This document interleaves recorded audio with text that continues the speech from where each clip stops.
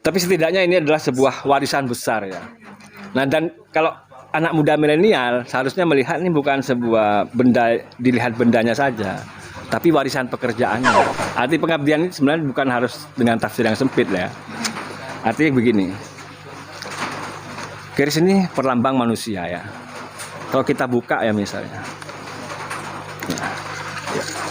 ya gitu. Misalnya Mas Randy menyerahkan ke saya, posisi menyerahkan ini harus begini. Ya, katanya kalau begini takut ada etikat buruk dari misal tinggal mencabut terus ini.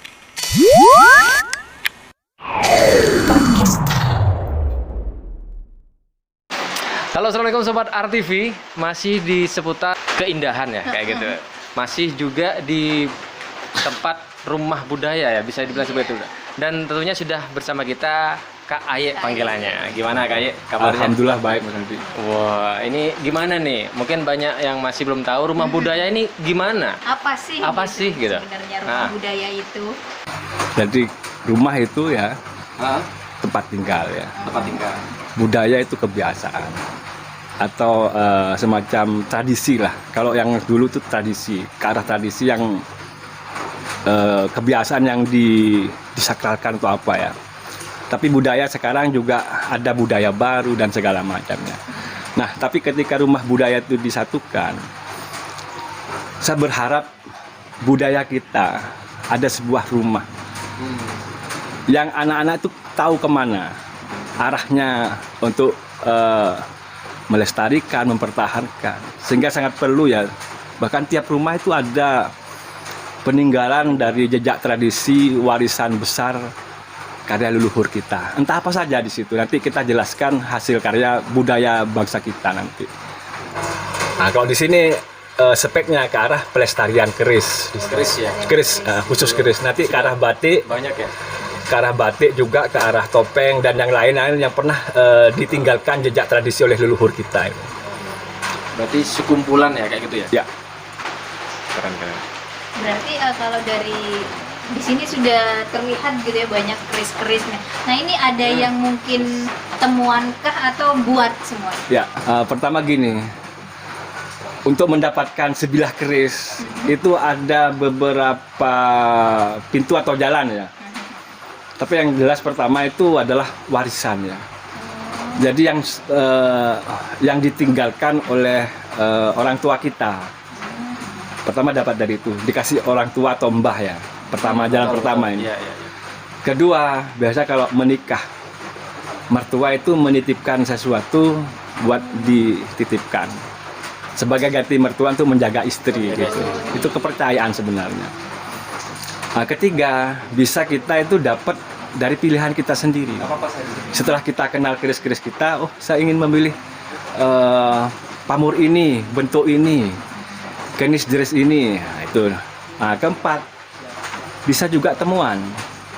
Ada temuan. Nah, kelima ini bisa juga hasil rampasan. Maksud hasil rampasan tuh kalau zaman dulu ya. Kalau zaman sekarang saya nggak yakin. Atau mungkin ngerampas dari hutang. Itu sering ya? Ya. Itu harap jalan aja. Dan mulai cinta dengan dunia keris atau hal-hal yang masuk unik-unik itu sejak kapan sih sebenarnya kayak? Keris ini apa? Sebenarnya begitu saya tahu melihat dunia, misal tahu jalan, dan ketika ini mulai ada sebuah pemikiran, saya melihat keadaan sekeliling. Dan saya memang selalu terpaku pada hiasan yang ditempel di dinding itu. Dan saya melihat keris.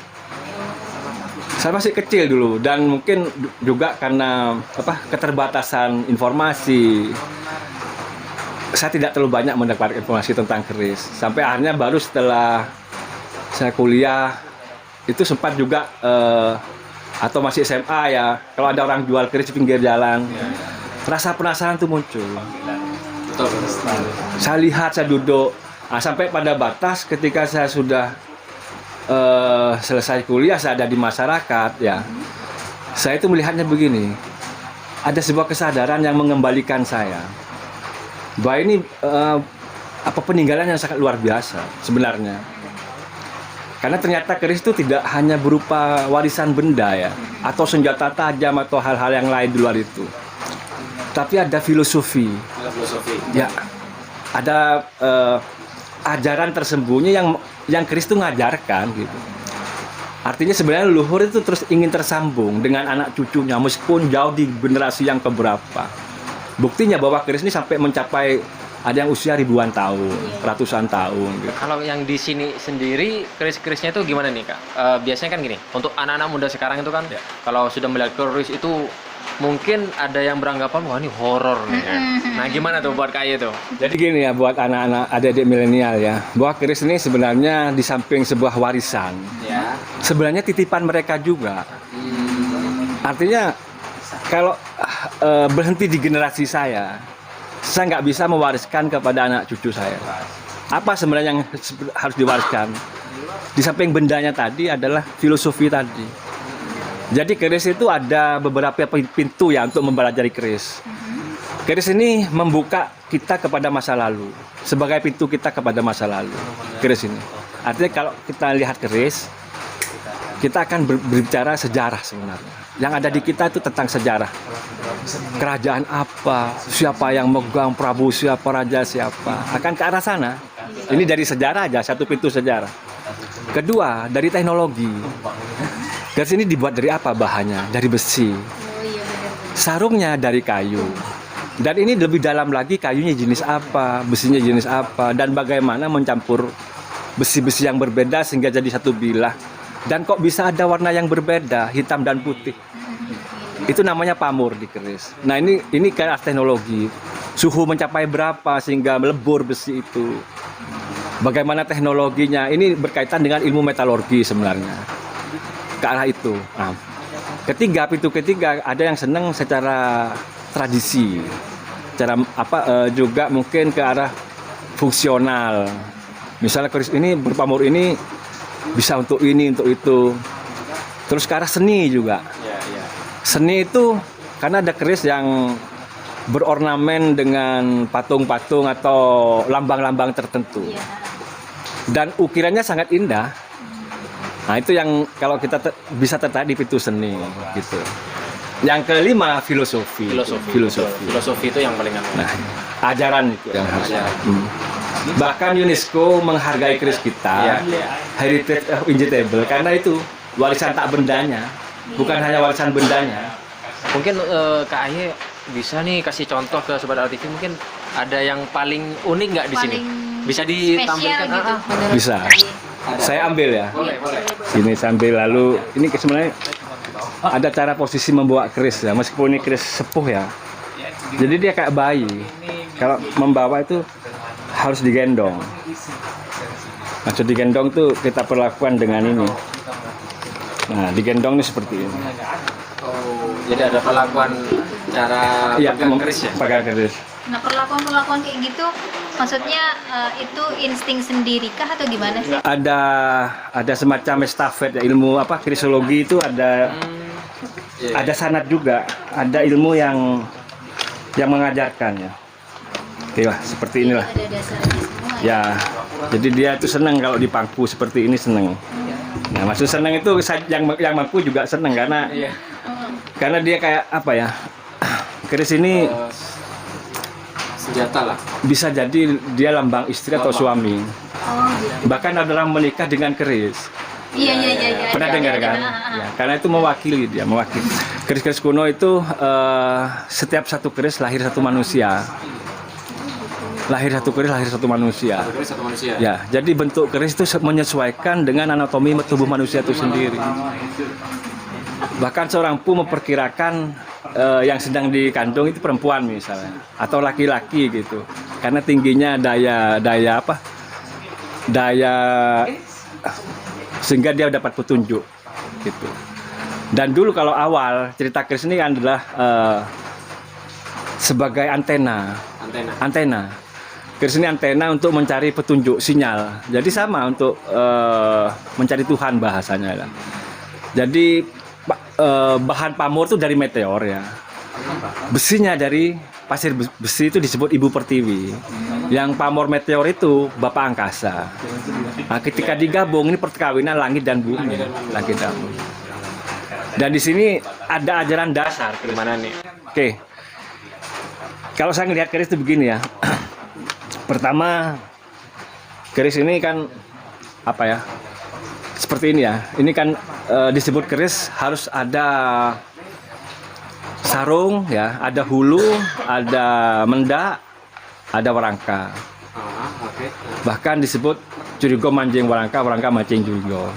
Mancing curigo. Jadi ini sebenarnya bertuan, dia bertuan. Artinya dimaksud bertuan itu dia itu mengabdi gitu. Mengabdi juga. Arti pengabdian itu sebenarnya bukan harus dengan tafsir yang sempit lah ya. Artinya begini. Keris ini perlambang manusia ya. Kalau kita buka ya misalnya. Nah ini. Ini look 5. Ini yang lekuka, look 5. Di sini ada emas juga. Ada emas. Itu Terus asli. asli. Bahkan ada yang emas penuh. Ada yang mas penuh. Ada yang emas penuh. Ya makanya nanti kalau bicara mahar, mas kawin, maka proses peminangan ini seperti orang menikah juga. Seperti orang menikah.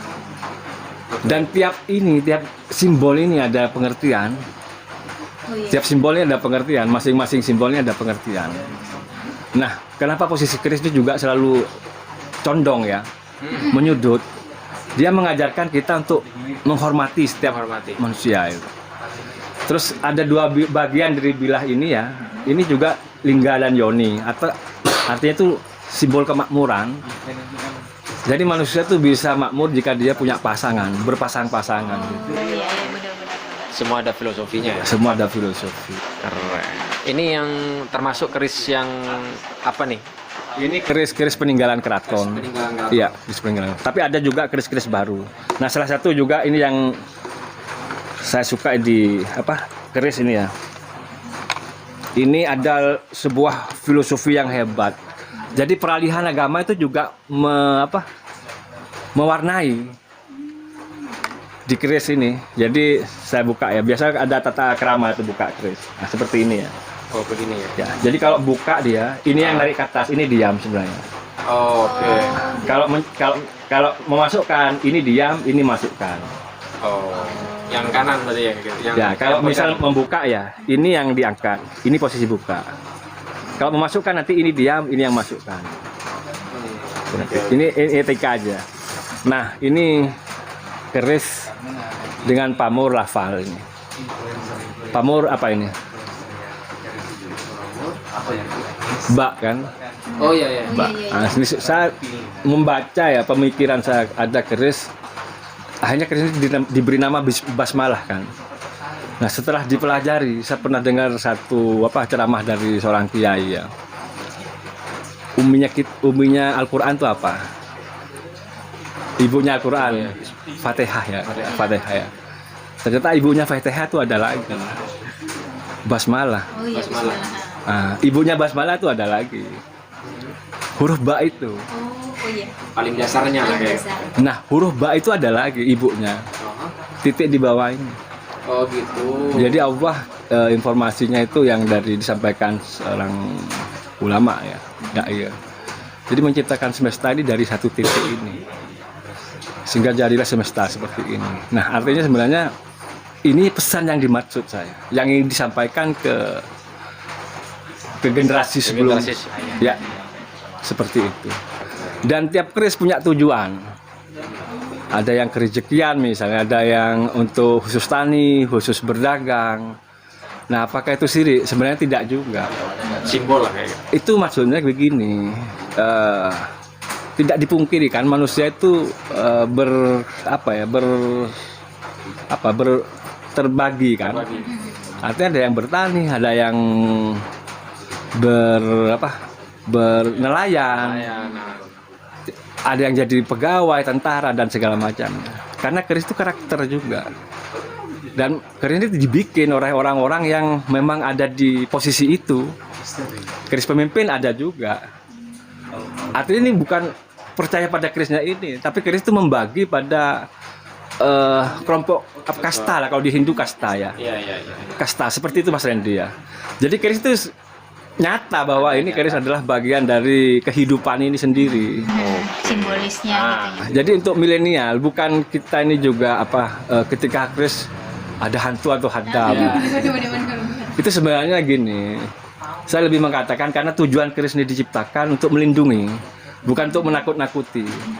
Tapi karena orang luar tuh ingin menjauhkan ini ya dari generasi berikutnya, jadi diciptakanlah narasi yang ke arah sana. Barang usang, benda kuno, leluhur kita bodoh. Dan itu adalah Freemasonry. Nah, kira-kira Freemasonry ini kan itu tiga arsitek untuk menghancurkan satu negara ya dengan merusak itu. Merusak. Nah, sebenarnya kita memilih keris ya, bikin rumah budaya pelestarian keris. Ya untuk itu, untuk mengembalikan marwah agar anak muda kita kembali mengenal ya sejarahnya lah, kayak sejarah dan filosofi dan segala macam. Tidak hanya tahu dari informasi Ya. dari luar yang nggak jelas ya. Nah sekarang kalau kita lihat ya, orang dulu dengan segala dandanannya misalnya, ke arah pelengkap busana, dengan keris keren nggak? Iya. Keren nggak? Keren. Kalau dulu Enggak. mantennya pakai keris nggak? Pegang kayak gitu Iya, kan? pegang kan? Untuk masuk kayak Foto, gitu. untuk foto iya, benar, pegang kan? benar. Pegang. Nah itu di samping sebagai pelengkap busana sebenarnya, keris itu juga apa ya? Ageman yang memang katanya orang Jawa ya, manusia itu bisa dikatakan sempurna ya. Kalau dia punya ada keris, kuda, perkutut, terus rumah, dan terakhir istri, pasangan. Nah sebenarnya kalau perkutut itu simbolnya cukup bunyi-bunyian. Kuda itu seperti ganti sepeda motor atau mobil, kendaraan. Ya. Dan kalau keris ini memang wajib punya keris karena kenapa? Ya ini adalah marwah, ini entitas. Ini jati diri. Seharusnya tiap rumah itu tetap ada keris seperti zaman dulu. Karena juga kalau dilihat dari pemikiran orang tua ya, kan ini ada gangguan yang terlihat dan tak terlihat. Iya. Nah, keris ini difungsikan oleh mereka untuk menghalau dari gangguan-gangguan yang nggak terlihat tuh. Nah, dari sekian banyak keris ini, ada yang paling istimewa nggak menurut kalian? Ya, nih? ada. Yang mana nih? Yang mana nih? Saya biasa gini kan, sebelum keris ini ditemukan teknologi tempanya ya, itu ada keris yang dari teknologi pijat.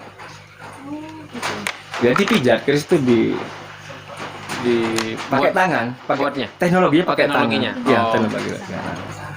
Pakai tangan. Itu teknologinya. Biasanya keris itu ada bekas sidik jarinya. Dan itu diakui oleh orang-orang luar. Artinya orang dulu itu memang punya apa ya? Daya yang lebih kuat. Di tengah tantangan hidup yang survive-nya memang luar biasa. Kalau zaman sekarang kan sudah ada semua, lampu, jalannya sudah nyaman, komunikasi ya. Tapi untuk fight bertahan di zaman dulu di tengah hutan, tidak ada tetangga, tidak ada dokter spesialis. Seperti itu. Tapi setidaknya ini adalah sebuah warisan besar ya. Nah, dan kalau anak muda milenial seharusnya melihat ini bukan sebuah benda, dilihat bendanya saja, tapi warisan pekerjaannya. Nah, seperti orang bikin gini ya, ini hulunya, atau bikin pengrajin ini meneruskan warisan kerjanya. Seperti ini kan karya baru. Ini karya baru. Bentuknya ya? Ya, kuda apa, tapi dia punya simbol. Ini ceritanya, pernah dengar cerita Joko Tole? Pernah. Punya kuda terbang kan, namanya Mega Remeng. Nah, ini disimbolkan di hulu keris. Hulu keris Madura itu macam-macam. Ada yang gambar singa, ada yang gambar tumenggungan, dan itu berjenis memang. Nah, kalau anak muda belajar ngukir gini, ini mahal sekali harganya. Sampai ada yang 1,5 juta padahal kayu. Ininya aja? Iya, ada yang 500.000, pegangannya saja. Pegangan saja. Belum yang bahan gading sampai 6 juta. Pegangannya saja. Pegangannya aja tuh ya. Pegangannya aja. Kalau yang bahan gading terus tando itu beda lagi harganya. Beda lagi. Kayu, jenis kayu tertentu, stigi yang memang dipercaya memiliki unsur magis lah. Tapi sebenarnya gini pesannya. Jadi keris ini kalau hanya hidup anak muda itu hanya sebatas ya main-main ya. Dia tidak mau belajar. Belajar ini sebenarnya proses tempa. Nah, dia akan jadi tetap seperti besi biasa. Tapi kalau mau ditempa, dia akan punya nilai magis, punya kekuatan. Seperti itu. Kekuatan tadi itu apa? Ilmu sebenarnya itu. Kalau di rumah budaya sendiri, kira-kira lebih bisa nggak kalau orang ingin beli nih gitu? Bisa. Bisa. Dijual Ya, dari kisaran berapa nih Kak? gini, kita kan gini. Masalah segmentasi, masalah keris kan kita juga ini ingin menyebarkan ya. Jadi bukan tersebatas tadi kata Mas Safi tadi ya, bahwa bukan sekedar kita cari duit dan segala macamnya. Tapi lebih tepat bagaimana ini bisa meruang kembali. Dan orang-orang itu juga tahu pada saat, karena nanti kalau sudah paham kerisnya sendiri, orang tuh mindset akan beda. Dia dari yang lemah jadi kuat, dari yang tidak tahu jadi tahu gitu. Artinya kalau kisaran harga ya tetap kita segmentasi, yang ada segmentasi yang di bawah, ada yang menengah, bahkan ada yang kelas ke atas. Ya, kelas. Kalau biasanya kelas ke atas tuh gini, biasa keris, memangnya keris sepuh ya. Terus dia punya semacam kekancingan atau sejarah yang jelas dia. Dari mana berasal, siapa pemilik sebelumnya, dan sejarahnya dulu apa. Itu yang mahal, keris yang pernah dipegang misalnya oleh adipati ini. Betul. Jadi ada ceritanya lah, Ya, kayak. ya, ceritanya. ada narasi yang ada narasi. ya. Nah, biasa itu di apa? Ditulis dalam sertifikat. Ya. Oh, ada sertifikatnya Ada juga sertifikat berarti juga untuk ada. mengakui hak Ya, kepemilikan. di samping hak kepemilikan, data resmi mengenai keris itu ya. Historinya lah ya. Ya, histori. Istimewa ya. Berarti emang itu yang membuat keris semakin mahal ya? Ya, keris semakin mahal. Semakin kuno, semakin terawat, semakin utuh, semakin mahal. Wah. Nah, untuk rumah budaya sendiri ini launchingnya tanggal berapa? Gini, kebetulan kan kita ini dulu di paguyuban ini kita di Pelestarian Pusaka Madura. Jadi memang ada beberapa komitmen kami dengan teman-teman, akhirnya sepakat bikin rumah budaya seperti ini. Ini tanggal 24 Februari nanti. 24 Kita Februari opening. 2022 ya? Ya, kita ada pameran 4 hari, terus diikuti oleh berbagai macam paguyuban di luar kota ya.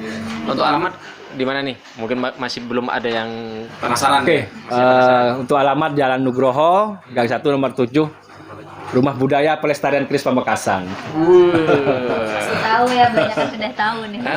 Untuk orang Pamekasan sudah alamatnya sudah nggak asing lah ya. Dan buat yang di luar Madura boleh dong ya? Boleh nanti malah dari Lombok rencananya. Wah. Kita kan gini Mas Randy, jadi selama di paguyuban Pelestarian Pusaka Madura sampai 20 tahun loh melakukan perjalanan.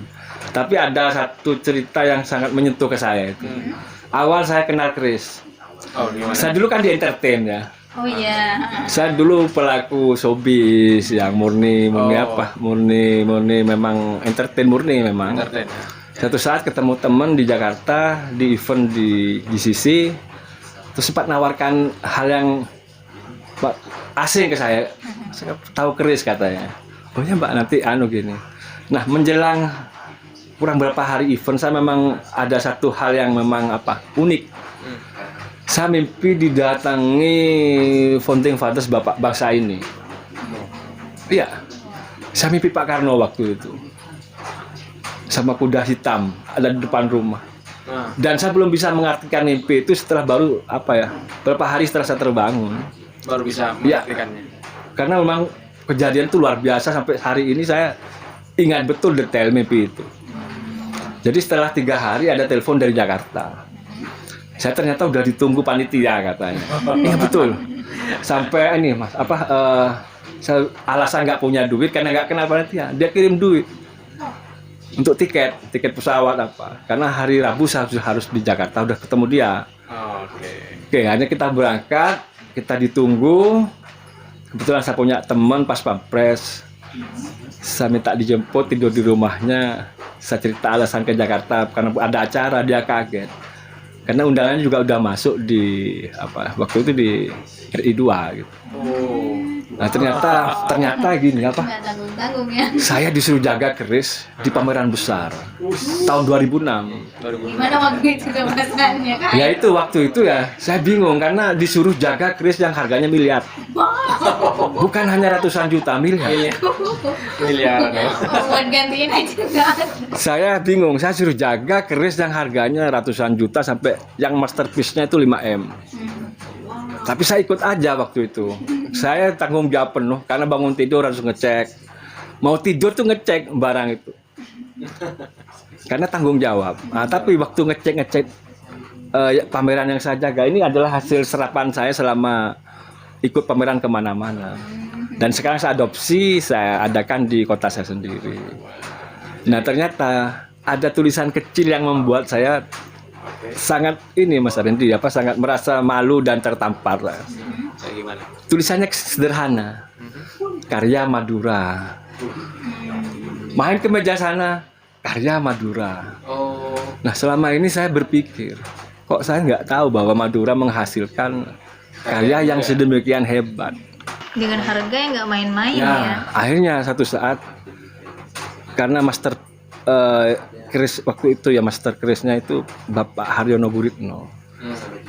Meninggal sekarang beliau sudah. Tapi beliau ini dulu ajudan Soekarno.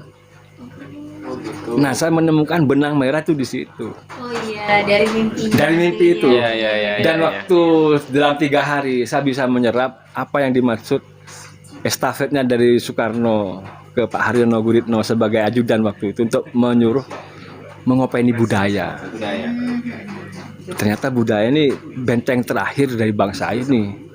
Terus kedua lagi Mas Hendi, mungkin Mas Hendi kaget karena banyak informasi di kerisnya ternyata kan gitu. Iya. Jadi dan Pak Haryono juga seakan-akan meskipun tidak langsung, tapi beliau memberi sinyal. Ini estafetnya. Jadi ketika kita bicara keris, kita jangan bicara khodam atau bicara keris ini syirik dan segala macam. Tapi di situ tersimpan banyak ilmu ya. Kita belajar sejarah, mengetahui sejarah sebenarnya karena ini artefak.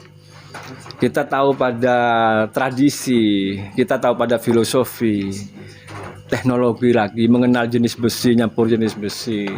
Beda dengan ngelas karena ini butuh suhu yang sampai ribuan.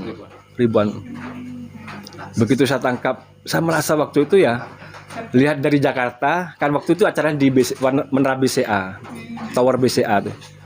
Yang mana itu yang punya simpenan di situ orang yang miliarder semua, bisa prioritas gitu. Kayak banyak ketemu artis, ada Rima Melati waktu itu, ketemu dengan pokoknya banyak artis senior waktu itu dan pejabat ya, konsulat, duta besar gitu, waktu itu.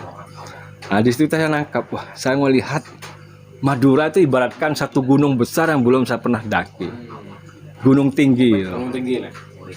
Saya merasa malu sebagai orang Madura yang makan tidur di sini tapi nggak tahu apa-apa. Jadi setelah di Jakarta tuh saya ada keinginan kuat pulang. Saya malu karena apa? Dulu saya merasa bangga waktu saya bisa niru orang Barat, merasa ke barat-baratan. Tapi saya menghilangkan identitas budaya saya. Jadi Cafe Mayapada itu saya rombak total. Setelah dari itu kan mulai surut, dikira mati, nggak ada kegiatan. Tapi selama di situ saya bergerak di pelestarian keris. Nah dan sekarang inilah Mbak ya, Mas Andi, kita mulai muncul lagi. Nah, setelah 20 tahun itu baru bisa menangkap satu pesan makna yang tersembunyi, yang tersirat. Oh, ini yang sebenarnya yang harus diteruskan. Dan juga bisa jadi ilmu baru juga buat anak-anak milenial gitu ya. Sebenarnya bagi adik-adik milenial ini pekerjaan banyak kok. Banyak. Kita nggak harus nunggu pekerjaan, tapi kita ciptakan sendiri pekerjaan itu. Karena ini juga warisan pekerjaan. Keris ini warisan pekerjaan besar. Saya percaya orang luar negeri ya sampai menghargai keris ini jauh-jauh dari. Di Rusia ada museum keris, di Belanda ada museum keris, Australia. Karena ternyata mengenai seni metalurgi bukan orang sana dulu, tapi orang sini. Orang sini bahkan tahu tiap besi itu memiliki radiasi apa. Sampai sedetail itu. Ya, karena keris sebenarnya yang punya sang keris sakti itu bukan karena khodamnya, tapi radiasi dari meteor yang jatuh itu. Jadi matahari ya dikelilingi oleh 9 planet ya. Dan bumi ini orbit keberapa? Ketiga kan. Jadi ada Merkurius, Venus, Bumi, Mars, Jupiter, Saturnus, Uranus, sampai Pluto ya. Nah, jatuhnya meteor yang dari luar orbit sama dalam orbit itu juga pada waktu masuk ke lintasan bumi, jatuh ke dalam atmosfer bumi, itu banyak mempengaruhi kelahiran, munculnya pemimpin itu baik atau buruk. Nah, orang tua kita dulu canggih. Iya. Karena dia bersih, sehingga murni dapat petunjuk pada waktu bikin keris dan segala macamnya. Yang hebat di keris ini sebenarnya kan radiasi dari benda langit itu tadi sebenarnya. Logam meteor ini logam yang keras, sangat keras. Kayak mungkin ada harapan nih tentang keris. Ya. Pertama gini ya, harapan saya tentang keris. Jadi keris ini kan di samping warisan ya, juga titipan leluhur. Warisan dari titipan dari anak cucu ya. Artinya sebenarnya ini adalah sebuah estafet. Tapi bukan hanya melihat ini sebuah peninggalan saja, tapi ini sebuah pekerjaan besar di sini. Kalau kita mau membela budaya kita, kata pemimpin besar kita, Bung Karno ya, kita akan menjadi sebuah bangsa yang kaya, bermartabat. Karena ini warisan yang sangat mahal, tidak ternilai. Dan ini untuk seluruh manusia di dunia, bukan hanya orang Jawa, orang Madura, tapi ini untuk seluruh manusia yang ada di dunia ini. Ya. Ini UNESCO yang menyampaikan. Ya. Jadi kalau bagi adik-adik milenial ya, ketika keris, bahwa keris ini adalah sebenarnya melindungi sifatnya. Di sini tertata sebuah kemuliaan, ada nilai-nilai luhur yang harus kita pelajari kembali gitu, Mas Fendi. Yang unik dari Kak itu dari tadi pegang kerisnya itu kayaknya beda gitu, nggak biasa gitu. Apa memang ada caranya nggak sih buat pegang keris sendiri? Ada, misalnya saya taruh dulu ya, nggak apa-apa ya. Boleh. Ukurannya kecil, biasanya era ini era Mojopahit. Nah, saya suka dia Madura era Mojopahit. Ini namanya pamur ya. Jadi pamur ini ada yang berdiri, ada yang miring. Nah, sebenarnya ini tergantung dari lipatan. Dari proses awal, ini yang disebut melukis dalam api. Ada bentuknya. Iya, besi putih dan besi hitam ini, kalau yang besi putih disebut pamur. Yang besi hitam ini baja dan besi biasa ya. Nah, tapi bentuknya ada yang miring, ada yang berdiri. Nah, yang dari bentuk miring yang mahal. Karena kesulitan melukis dalam api. Nah, kalau misalnya pegang keris ya, ini biasanya seserahan ya. Kalau cara saya menyerahkan ke Mas Randy, itu bukan seperti ini. Bukan menghadap begini. Ini tetap menghadap ke saya. Gitu. Terus Nerimanya biasa, biasa. Ya gitu. Misalnya Mas Randy menyerahkan ke saya, posisi menyerahkan ini harus begini. Ya. Katanya kalau begini takut ada etikat buruk dari betul. Misal tinggal mencabut terus ini. Ini hanya mungkin etika saja. Oke, begitu kita terima ya. Kita kan ingin melihat ya. Biasanya kita melakukan penghormatan biasa aja. Nah, ini biasa kalau di proses gini tuh karena nanti bisa merasakan antara keris yang pembikinannya secara presisi, persis, artinya garap betul. Artinya mengerjakan ini hati-hati gitu.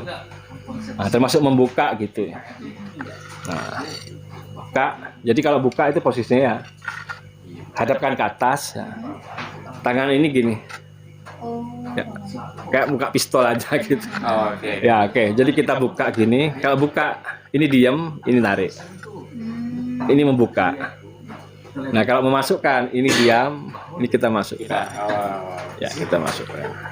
Nah, biasa juga kalau orang yang semakin misalnya semakin hati-hati ya. Biasa keris itu juga diginikan di telinga itu. Ini hanya untuk itu tidak biasa kalau keris yang kuno. Presisi tadi antara termasuk berat ukuran mereka timbang dengan benar. Oh, sudah ada insting gitu ya? Ya. Karena ini juga kita belajar pada kepekaan. Jadi semua nggak asal-asalan aja. Buat kaum muda-mudi juga biar kita lebih tahu ya, kayak ya cara rumah budaya membuka ini. Misal kita ada kaitan juga di konservasi, cara merawatnya juga. Termasuk ada besalen, cara bikin kerisnya. Bikin keris-keris baru ada juga. Bisa juga ya? Bisa. Nanti kapan-kapan kita tempa bareng yuk belajar. Belajar bikin keris. Buat teman-teman Sobat TV yang masih penasaran nih, bisa langsung ke rumah budaya ya. Ya. Ditunggu aja launchingnya tanggal 24 Februari. 24 Sampai Februari. tanggal 27 nanti. Oke.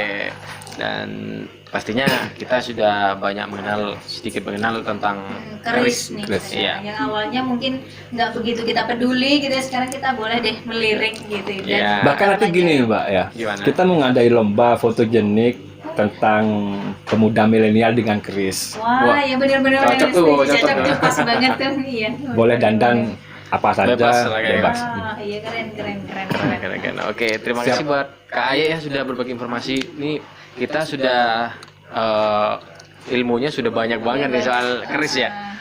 Dan buat sobat RTV juga yang ingin menghubungi Kak Aye bisa gimana nih?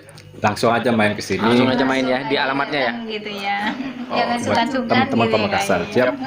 Dan buat sobat RTV yang nonton, terima kasih. Buat Kak Aye juga terima kasih sudah berbagi informasinya. Dan see you in the next video. Bye-bye. Assalamualaikum warahmatullahi wabarakatuh. Waalaikumsalam.